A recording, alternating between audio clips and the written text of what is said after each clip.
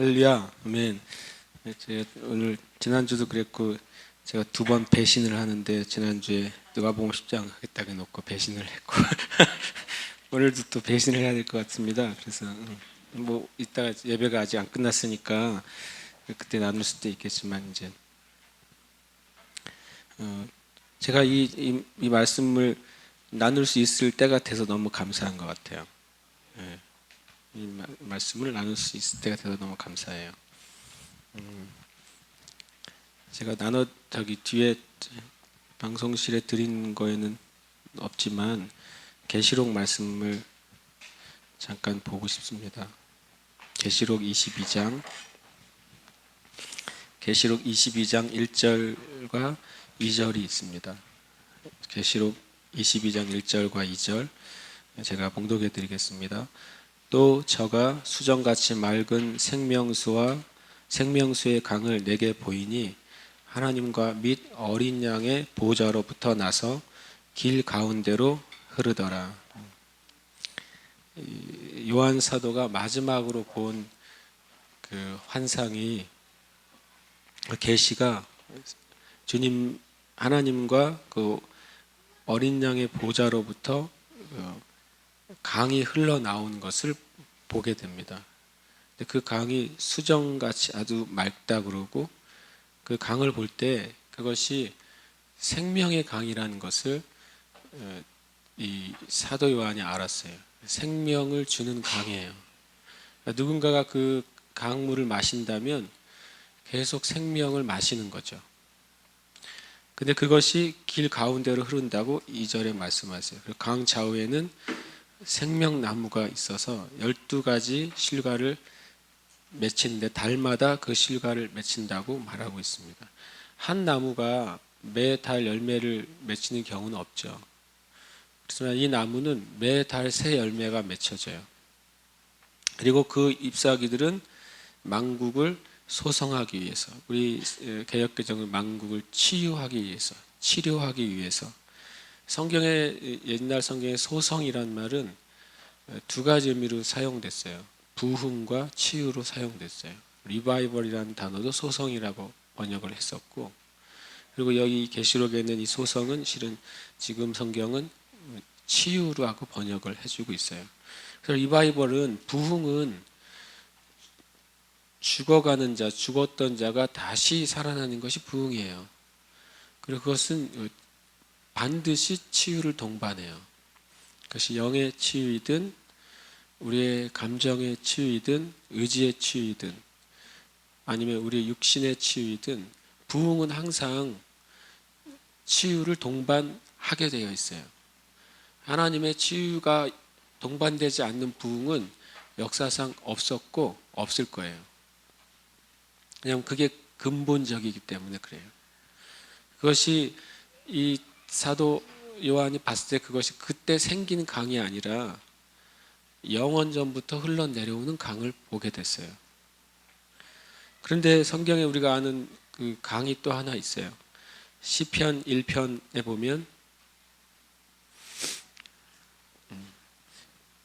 복에 대해서 말씀하실 때 그 강이 나와요. 시편 1편 2절에 보면 오직 여호와의 율법을 즐거워하며 그의 율법을 주야로 묵상하는 자로다. 그는 시냇가에 심은 나무가 철을 따라 열매를 맺으며 그 잎사귀가 마르지 아니함 같으니 그가 하는 모든 일이 다 형통하리로다. 하나님의 그 영원한 보좌에 강이 흐르고 있는데 그것은 생명수의 강이에요. 그것은 하나님의 나라 전체를 관통해요. 그 가운데로 흘러내려요. 거기서부터는 끊임없이 열매들이 맺혀요. 12달의 열매가 맺혀요. 잎사귀까지도 만국을 치유해요. 그런데 그것이 하늘에서 가득 찬 것이 땅으로 떨어집니다. 시편 2편으로 떨어져요.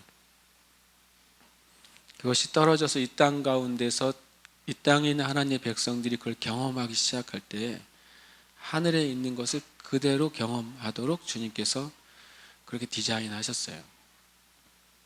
그를 이 땅 가운데서 복 있는 자라고 말을 해요. 그 하나님의 그 생수의 강을 마실 수 있는 자격이 있는 사람은 하나님의 진리를 사랑하는 사람이에요. 하나님의 진리를 정말로 사랑하고 사랑해서 그것을 밤낮으로 주님의 말씀을 찾는 사람이에요. 그 사람은 그 하나님의 보좌에 있는 생명수의 강을 여기서 받아 먹을 권리가 주어져요. 자격이 주어져요. 그것을 어떻게 이 땅 가운데 하나님이 풀어놓게 되시는지, 말씀을 정말로 사모하고 그것을 묵상한 자의 그 자격이 주어지는데, 그것이 어떻게 풀어지는지는 에스겔서 말씀에서 나와요. 에스겔서 47장에도 또 하나의 강이 나옵니다. 그래서 에스겔이 이 땅 가운데 주님이 행하실 일에 대한 환상을 열어주실 때 에스겔 47장에서 그 강이 성전으로부터 흘러나오는 것을 보게 돼요. 그가 나를 데리고 성전 문에 이르시니 성전의 앞면이 동쪽을 향하였는데 그 문지방 밑에서 물이 나와 동쪽으로 흐르다가 성전 오른쪽 계단 남쪽으로 흘러내리더라. 그가 또 나를 데리고 북문으로 나가서 바깥길로 꺾여 동쪽을 향한 바깥문에 이르시기로 본즉 물이 그 오른쪽에서 스며 나오더라. 성전에 하나님의 영광이 먼저 들어갑니다. 동쪽으로부터 하나님의 영광의 빛이 성전으로 들어가는 것을 에스겔이 그 전장에서 보게 돼요. 그 영광이 많은 물소리처럼 성전 가운데 쏟아지는 것을 에스겔이 말합니다. 많은 물이, 하나님의 영광이 성전의 동쪽으로부터 들어오는데 그 영광을 어떻게 알았냐면 에스겔이 엄청나게 많은 물소리를 듣게 됐어요. 그 물소리가 성전 안으로 들어가는 것을 에스겔이 경험하게 됐어요. 그 뒤가 47절이에요. 이 강은 어떻게 온 것입니까? 하나님의 영광이 많은 물소리로 성전 안에 들어왔을 때, 그 다음에 성전에 가득 채워진 그 물이 이제는 강이 돼서 흐르는 거예요. 그 물이 어디서 왔습니까? 우리가 계시록 22장에서 본 그 물이에요. 수정과 같이 맑은 물, 생명을 주는 물, 하나님의 나라를 관통해서 이 땅 가운데 떨어지는 물이에요. 그것이 영광을 하나님의 백성들이 구하고 구할 때 그것은 주님의 성전 안으로 들어옵니다. 그리고 성전을 가득 채워요. 채워서 더 이상 채울 수 없을 때 이제는 흘러 나오기 시작해요. 문틈으로. 그러면서 주님이 에스겔에 계속 무엇을 보여주냐면 이제 측량하는 것을 보여줍니다. 천척씩 측량할 때마다 그 강이 깊어지고 넓어진다고 말을 해요. 왜 어떻게 졸졸 흐르는 것이 깊어지고 넓어질 수 있습니까? 왜냐하면 그 근원이 영원한 데서 왔기 때문에 그래요. 그 근원이 하나님의 보좌 앞에 있는 영원한 생수의 강에서 왔기 때문에 계속 깊어지게 되고 계속 넓어지게 돼요. 끊어지지 않게 돼요. 그게 주님이 우리에게 주신 새 강이에요. 말씀을 정말로 사모하는 자에게 자격이 주어집니다. 근데 주님의 영광을 사모하며 예배하는 자에게 그 강이 열리게 돼요. 그리고 그것을 맛보게 돼요. 이 에스겔 47장은 계속 그것이 사천적 측량할 때마다 그때마다 넓어지고 깊어지고 그곳에 강 좌우에 많은 나무들이 있고 그것이 사람들의 생명을 주는 나무라고 말하고 그것이 또 그 강이 가는 곳마다 광야를 살리고 그 끝이 사람들이 많은 고기를 낳게 되는 그런 어부들이 가득한 강이 될 거라고 그래요. 저는 주님이 이 땅에 어떻게 부흥을 허락하실까, 어떻게 수많은 그 영혼들을 구원하실까, 그 그림을 여기서 보게 돼요. 그 그림은 하늘에서부터 시작하는 거예요. 영원한 하나님의 보좌에서부터 시작돼요. 맑고 그리고 생명을 주는 그 물이 하늘에 가득합니다. 누군가 그것을 갈망하고 추구하고 말씀을 따라 그것을 사모할 때 그것이 성령님이 거하신 그 성전 안으로 그 영광이 물로 임하게 돼요. 그래서 그 성전을 정결하게 합니다. 너희가 하나님의 성령님이 거하시는 하나님의 성전인 줄을 알지 못하느냐 그러셨어요, 주님이. 그 강이 우리 안에 넘치면 비로소 우리가 정결하게 돼요. 깨끗하게 되고요. 더러운 것이 이제 제거되게 돼요. 그렇게 순수하게 되는 것입니다. 그 다음부터 주님께서 그 성전으로부터 흘러나온 것을 통해 세상을 바꾸기 시작하시는 거예요. 그게 하나님의 그림이에요. 그렇게 해서 계속 가면 갈수록 더 넓고 깊게 세상을 바꿔요. 에스겔서 47장 끝에 보면 전에는 그것이 죽은 바다가 이제는 살아나게 될 것이다 그래요. 그래서 많은 어부들이 생길 거라고 하는 거예요. 주님이 첫 번째 주님의 사도 중에 사도인 베드로를 부르실 때 따라오라고 나를 따르라라는 말 외에 다른 말을 던진 사람은 베드로예요. 그러면 내가 너로 사람을 낚는 어부가 되게 하겠다고 그러셨어요. 그것이 추수예요. 사람을 낚는 것. 그런데 주님이 그물로 낚는 것을 말씀하세요. 추수는 그물로 낚는 거예요.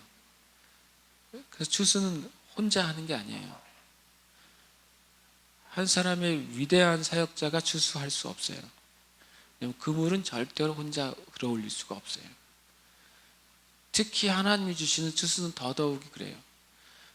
베드로도 자기 그물 안에 들어온 걸 끌어올리려고 할 때 자기 혼자 안 된다는 사실을 알았어요. 성경에 보면 누가복음 5장에 손짓해서 야고보와 요한을 부릅니다. 두 배가 이 그물에 내 기퉁이를 잡고 끌어올리는 거예요. 그렇게 추수가 일어나야 돼요. 예배가 우리에게 왜 중요합니까? 실은 하나님께 중요해요.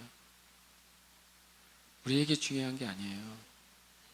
왜냐하면 주님이 예배하는 자를 찾으신다고 그랬잖아요. 그래서 예배가 하나님께 중요해요. 히브리서 4장 12절과 13절에 이렇게 말씀하셨어요. 하나님의 말씀은 살아있고 활력이 있어 좌우의 날선 어떤 검보다도 예리하여 혼과 영과 및 관절과 골수를 찔러 쪼개기까지 하며 또 마음의 생각과 뜻을 판단하느니 지으신 것이 하나도 그 앞에 나타나지 않음이 없고 우리의 결산을 받으실 이의 눈앞에 만물이 벌거벗은 것 같이 드러나느니라. 하나님의 말씀이 살아있고 활동력 있는 검이 되는 이유는 딱 하나예요. 왜냐하면 쪼개기 위해서 그래요. 분별하기 위해서, 구별해 주기 위해서 말씀이 살아있는 검의 역할을 하는 거예요. 뭐를 구별합니까? 먼저 혼으로부터 영을 분리해내요. 영에서 혼을 분리하지 않고 혼에서 영을 분리할까요? 하나님의 사람들이 이 땅의 모든 사람이 영적인 존재로 창조됐지만 타락해서 이 영과 혼이 뒤섞여 있게 됐어요. 오히려 영이 혼에 예속돼 있어요. 그래서 말씀이 임하시면 혼에서 영을 분리해내셔야 돼요. 그렇게 될 때야 비로소 이 세대의 사람들이 영적인 것과 혼적인 것을 드디어 구별하기 시작해요. 그것은 말씀이 검이 되는 목적은 나누는 것입니다. 요한복음 4장 23절에 보면 아버지께 참되게 예배하는 자들은 영과 진리로 예배할 때가 오나니 곧 이때라. 아버지께서 자기에게 이렇게 예배하는 자들을 찾으시느니라. 하나님은 영이시니 예배하는 자가 영과 진리로 예배할지니라. 그것은 예수님께서 사마리아 여인에게 하신 말씀 중에 들어있어요. 그런데 이 말씀, 하나님은 참되게 예배하는 자들을 찾으시는데 오직 영과 진리로 예배하는 자들을 찾으세요.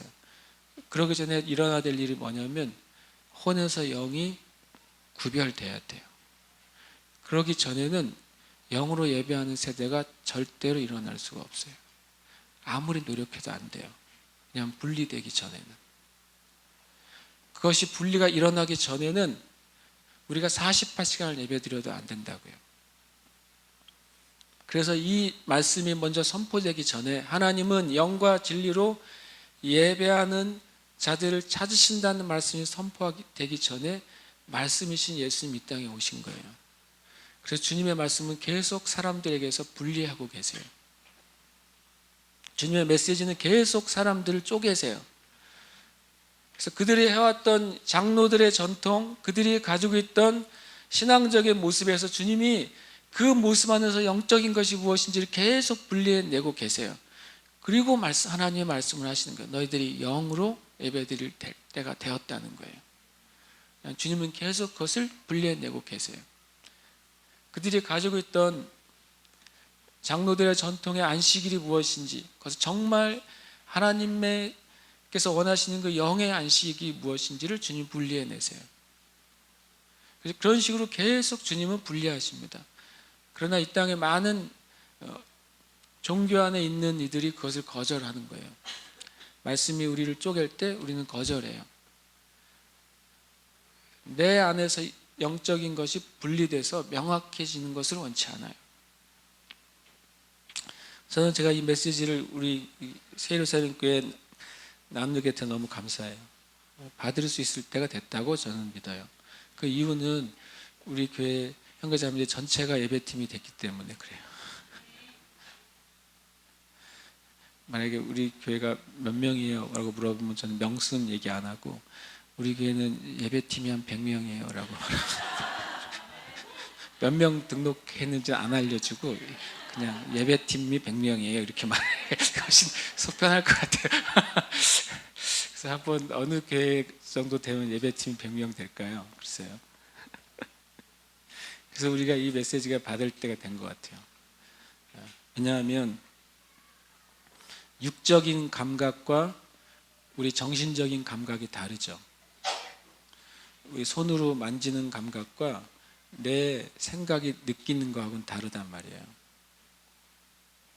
어떤 사람하고 악수를 할 때 손의 감촉이, 손이 느껴지는 감촉은 따뜻하거나 차갑거나 그 손이 거칠거나 부드럽거나 그런 걸 느낄 거 아니에요. 내 육의 감각은. 근데 손을 잡을 때 우리의 마음은, 생각은 뭘 느끼냐면 이 사람이 나를 환영하는지, 나를 존중하는지, 의례적으로 손을 잡아주는지를 뭐가 느껴요?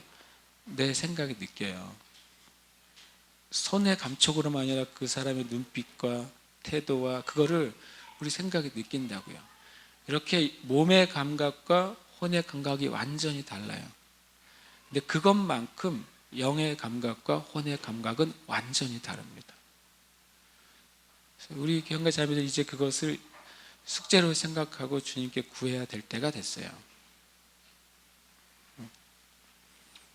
일단 그리스도인이 혼의 감각과 영의 감각을 구별하기 시작하면, 그저 아까 예를 든 거예요.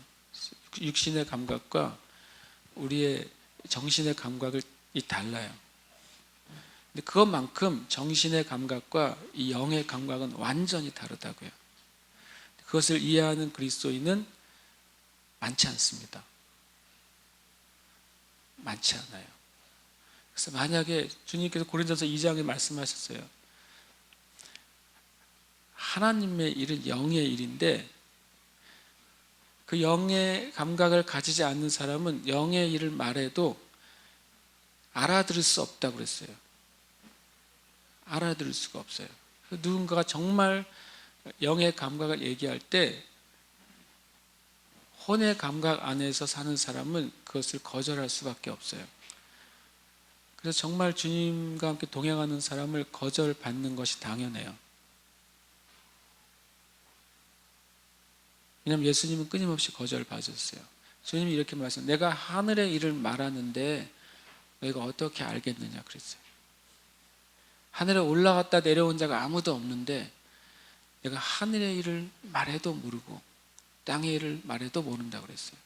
실제로 제자들도 몰랐어요.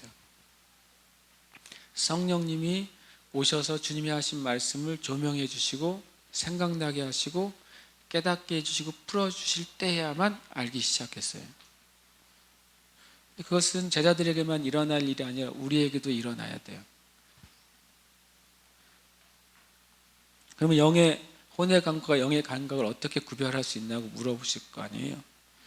그것은 뭘로 구별할 수 있냐면 만족으로 구별할 수 있어요. 어떤 만족을 내가 추구하고 원하느냐에 따라 달라져요. 혼의 만족은 외부로부터 옵니다. 어떻게 보여지고 어떻게 들려지느냐에 관심이 있어요. 여러분, 우리가 주님을 예배함에도 불구하고 우리 안에 혼의 만족을 추구해요. 우리가 앞에서 예배할 때에도 혼의 만족을 느낄 때가 있어요. 내가 예배인도자만 딱 찍어서 말할 수는 없지만, 예배인도하는 형제나 자매들이 있을 때, 이번에는 뭐 많은 예배인도자들이 섰으니까 회중들의 반응이 나에게 만족으로 오는 건 혼의 만족이에요. 100%입니다. 내가 찬양을 시작할 때, 찬양을 인도할 때 회중들의 여러와 같은 반응이 나에게 만족이 되면 그것은 혼의 만족이에요. 영의 만족은 딱 한 가지인데, 내가 성령님의 인도함을 받고 있다는 기쁨이 나에게 있으면 영의 만족이에요. 회중이 반응을 할 거예요. 그럴 때 하지 않더라도, 심지어는 내가 찬양을 하면서 또는 싱어를 하면서 세션을 하면서 내가 지금 성령님의 인도를 받아서 가고 있구나라는 그 만족감 내게 들어오면 그건 영의 만족이에요. 제가 우리 교회가 이제 이 말씀을 받을 때가 됐다고 제가 생각해요. 여러분 모두가 그걸 추구하십시오. 진정으로 추구해야 돼요. 영의 만족을 추구해야 돼요. 왜냐하면 하나님은 영이시니 이게 전제예요. 하나님은 영이시기 때문에 영과 진리로 예배하는 자를 찾으시는 거예요. 왜냐하면 영과 진리로 예배하는 자들만 영이신 하나님께로부터 온 것을 느낄 수가 있어요. 영이신 하나님께로부터 온 그것을 받을 수가 있어요. 그 외에는 받을 수가 없는 거예요. 주님이 주기 싫어서가 아니라 받을 수 없는 상태이기 때문에 받을 수 없는 거예요. 마치 자석이 철에만 반응하는 것처럼 그렇게 되는 거예요. 이러한 구별이 진짜로 영의 예배에 이르는 길입니다. 영과 혼이 구별돼야 돼요. 그리고 영의 만족이 무엇인지를 우리가 감각하기 시작해야 돼요. 그렇게 되면 영의 예배를 드릴 수 있게 돼요. 최소한 저는 우리 교회는 육적인 예배는 하지 마세요라고 하지 않아도 된다고 저는 생각해요. 육적인 예배를 드리는데 가보셨어요? 가보면 그것이 예배인지 아니면 아이돌 콘서트인지 모르겠어요. 그런 예배는 육적인 예배예요. 그냥 느끼는 거죠. 음악 소리와 그 무대와 그 앞에 있는 배우들 같은 찬양팀들로부터 우리가 감동을 얻는 것을 원한다면 우리는 육적인 예배를 추구하는 거예요. 이 땅에 얼마나 많은 육적인 예배가 있는지 모르겠어요. 그것은 성경말로 하면 죄송하지만 새말 가치가 없어요. 그 예배는. 최소한 우리 교회는 그것은 벗어나 있다고 저는 믿어요. 그리고 벗어나 있어야만 돼요, 우리가.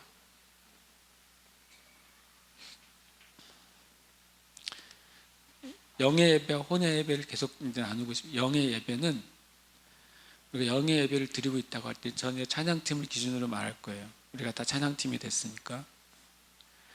영의 예배 청중은 하나님밖에 없어요. 영으로 예배할 때 이 회중은 청중이 아니에요. 콘서트에서 가수가 노래를 부를 때 누구를 위해서 누구의 들으라고 불러요? 청중들을 위해서 부르잖아요. 찬양팀이 노래 부르고 찬양할 때 그 청중은 오직 한 분밖에 없어야 영의 예배예요. 온 우주 가운데 찬양을 받을 수 있는 존재는 하나님밖에 없어요.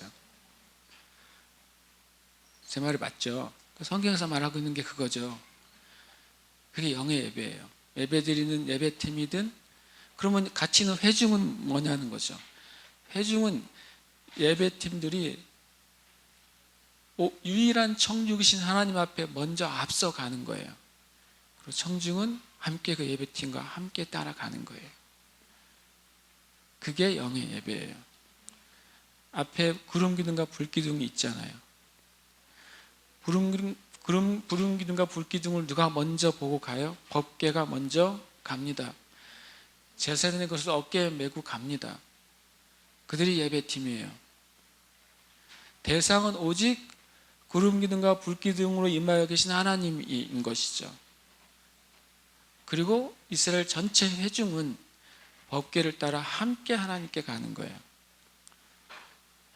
이 사실을 우리가 잘 못 배웠어요. 저도 잘 못 배웠어요. 이 말 꼭 기억하세요. 예배의 청중은 하나님밖에 없어요.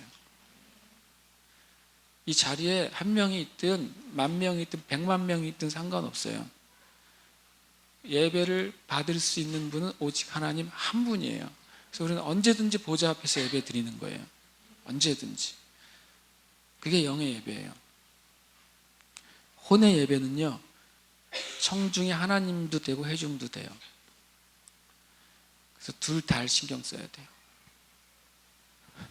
신경 쓴단 말이 좀 무서운데 실제로 그런 것 같아요. 실제로 저도 많은 시간 혼의 예배를 드렸으니까 하나님이 청중인 거라고 믿어요. 내 찬양 하나님 받으신다고 믿는데 또 여기는 회중도 청중인 거예요.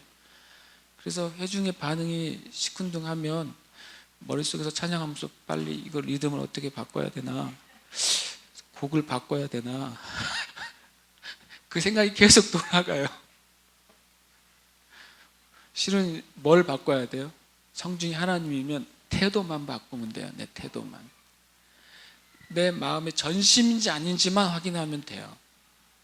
내 마음이 정말 하나님 예배하고자 하는 마음만 있는지 그것만 확인하면 돼요. 그 태도만 바꾸면 우리는 영의 예배로 갈 수가 있어요. 그런데 회중이 청중이 되기 시작하면 이제 어려워지는 거예요. 그래서 회중의 반응에 더 신경을 쓰게 돼요. 혼의 예배는. 우리 교회 형제자매들이 다 여기서 벗어납시다. 우리가 하나님께만 신경을 쓰세요. 그렇다고 노래를 막 부르라는 게 아니고 세션이 수준이 낮아야 된다는 게 아니에요. 하나님께만 신경을 쓰려면 어느 수준이 돼야 되겠어요?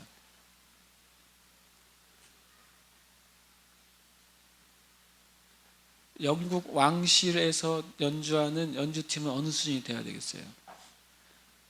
영국 왕실에서 있는 그 오케스트라는 일반인에게 공개도 안 되고 그 왕실 몇 명을 위해서 연습하고 하잖아요.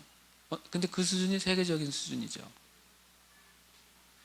하나님만 청중으로 인식한다는 태도는 여러분과 저의 실제적인 예배의 수준을 완전히 바꿔놓을 겁니다. 우리가 인식하는 것하고 완전히 다른 차원으로 바꿔놓게 될 거예요. 왜냐하면 그것은 우리가 노력이 아니라 그렇게 될 수밖에 없어요. 왕 앞에 나간 자는 그것을 스스로 준비할 수밖에 없어요. 누가 하라고 해서 하는 것이 아닙니다. 그리고 혼의 예배는 사람들을 주님께 인도하지 않고요, 예배팀이 그 회중을 내가 컨트롤하려고 그래요. 내가 조정하려고 그래요. 회중이 다운돼 있으면 어떻게 이 회중을 업시킬까 생각해요. 회중이 산만하면 어떻게 회중을 집중시킬까 생각해요. 성경은 그런 방법으로 하나님을 예배할 수 없다고 말씀하세요. 그래서 여러분, 저는 이런 마음을 주셨어요. 이제 우리 예배자들이 탁월한 예배자들이 있잖아요. 그러다가 이제는 어떤 돌아가면서 가정교회들이 서야 되겠다.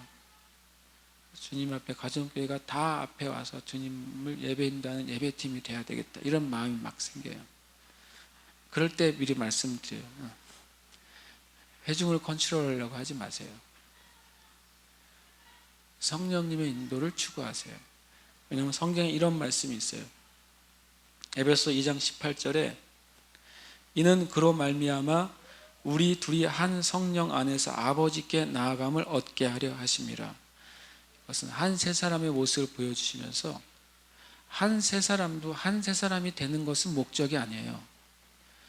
이방인과 유대인이 서로 복음화해서 하나 되는 것이 목적이 아니에요. 한 세 사람의 목적이.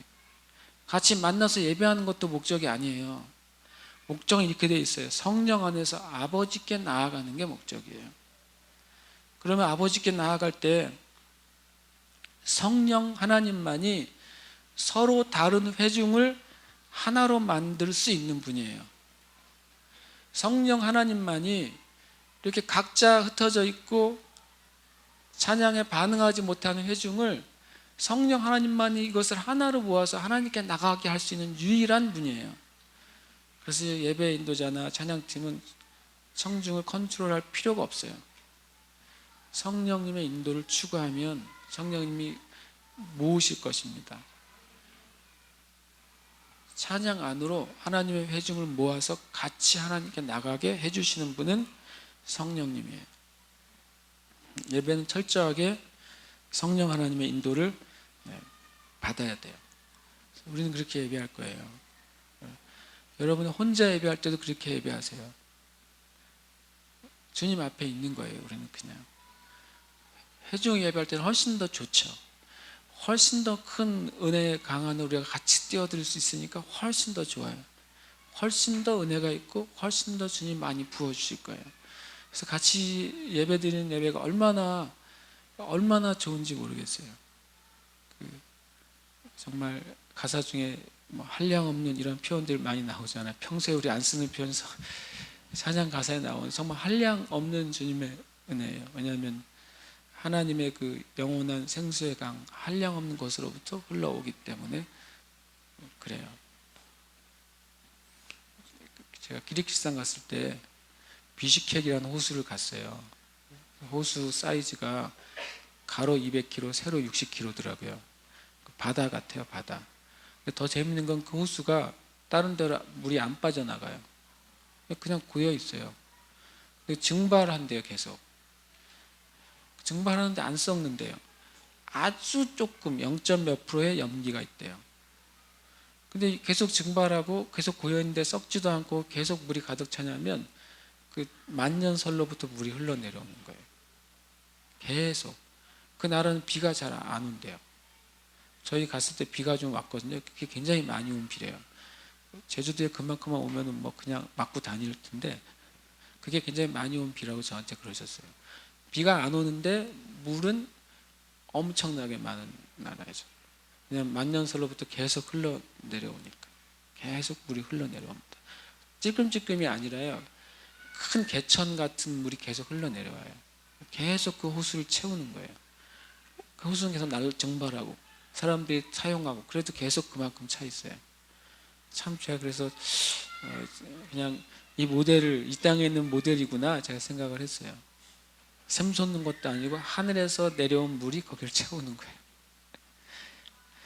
우리가 이렇게 채워져야 된 줄 믿습니다. 예배 드리십시다. 먼저 우리가 주님 앞에 이제 밥 먹고 또 흩어지고 막 돌아다니니까 우리가 먼저 주님께 헌금 드리면서 또 예배 드리고 싶어요. 교회 소식은 주보를 여러분이 보시면 좋겠고 다만 이번 주에 믿음 양육 준비 모임이 있습니다. 그리고 부모 기도회가 있고요. 또 연락을 따로 드리도록 하겠습니다. 주님 앞에 이 시간 예배 드리면서 주님께 예물을 드리고 싶습니다. 하나님, 우리가 기도할 때 주님, 내가 더 이상 육적인 예배도 원치 않습니다. 더 이상 주님 혼의 만족이 있는 예배도 원하지 않습니다. 주님, 영이신 하나님과 내가 만나는 예배를 드리고 싶습니다. 주님, 나를 영으로 창조하셨고 내 영혼이 주님을 만나도록 창조하셨고 우리의 육신도 배고픔과 목마름을 느끼도록 창조하셨어요. 그래서 우리 육신이 그걸 원해요. 물을 원하고 음식을 원하도록 우리의 몸을 창조하셨어요. 근데 우리의 영은 그보다 훨씬 더 하나님을 원해요.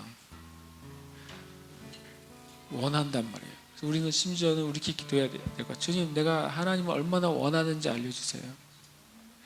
내 마음 깊은 데서 정말 하나님을 얼마나 원하는지, 내가 아버지를 얼마나 찾아다니는지, 나의 영혼의 깊은 곳에서 내 아버지를 얼마나 내가 찾고 있는지, 주님 내 영의 갈망을 내가 좀 인식하게 해주세요. 우리가 주님 그렇게도 기도해야 될 것 같아요. 어쩌면 제가 주님 앞에 예배 드리면서 우리가 준비하신 헌금을 드리고 또 계속해서 우리가 예배하고 싶습니다. 함께 기도하십시다. 할렐루야. 주님 감사합니다.